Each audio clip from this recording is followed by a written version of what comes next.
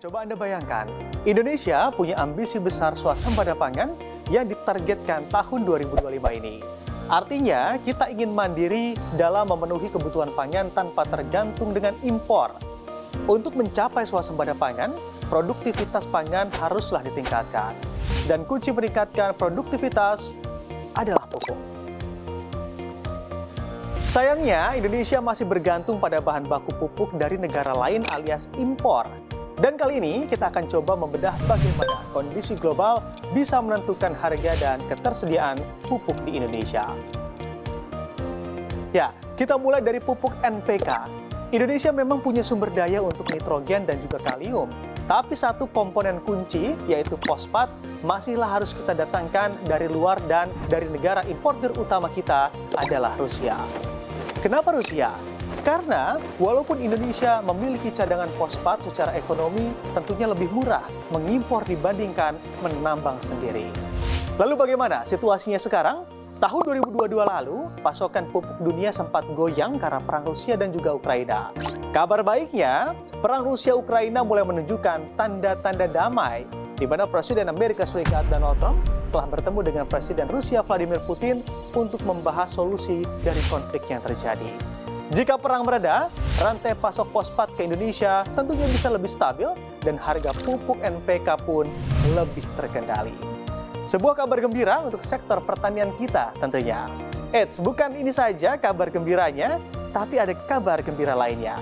Yaitu China sebagai salah satu eksportir terbesar pupuk urea ini sedang menghadapi tekanan berat dari Amerika Serikat. Kebijakan tarif impor yang diberlakukan Amerika Serikat terhadap produk-produk China membuat ekonomi China goyah atau mengalami goncangan. Lalu apa dampaknya bagi tanah air kita? Nah, ini atau kondisi ini tentunya bisa menjadi kabar gembira bagi industri pupuk tanah air. Saat Amerika Serikat dan juga China sibuk dengan perang dagang mereka, Indonesia bisa merebut pasar atau pasar pupuk mereka. Ekspor pupuk urea Indonesia berpeluang semakin luas, tidak hanya di ASEAN. Dua kabar gembira ini harus bisa kita manfaatkan dengan baik, yaitu dengan meningkatkan produksi dalam negeri dan daya saing produk pupuk tentunya. Satu sisi, swasembada pangan semakin dekat, di sisi lain, peluang ekspor semakin kuat. Eits, jangan senang dulu. Di balik kabar gembira tersebut, tentunya masih ada tantangan, di mana perang dagang Amerika Serikat dan China berpotensi membuat harga pupuk global melonjak lagi seperti tahun 2022 lalu saat perang Rusia dan juga Ukraina berkecamuk.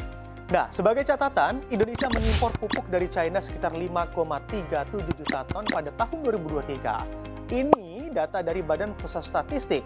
Artinya, jika harga terbang lagi, beban anggaran untuk pupuk subsidi bisa saja melonjak padahal pemerintah sedang efisiensi anggaran.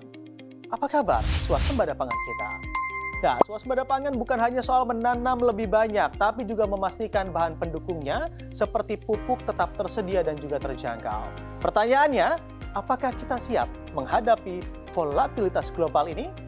Karena jika tidak, mimpi swasembada pangan bisa tertahan bukan karena tanah kita tidak subur, tapi karena pupuknya yang tidak ada.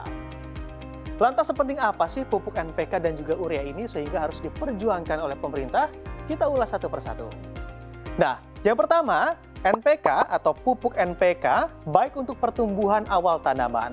Unsur N alias nitrogen membantu pertumbuhan vegetatif terutama daun. Kemudian unsur P alias fosfor atau bentuk senyawanya fosfat membantu pertumbuhan akar dan juga tunas. Nah, inilah yang banyak diimpor oleh Indonesia dan terakhir unsur K atau kalium untuk membantu pembungaan dan juga pembuahan.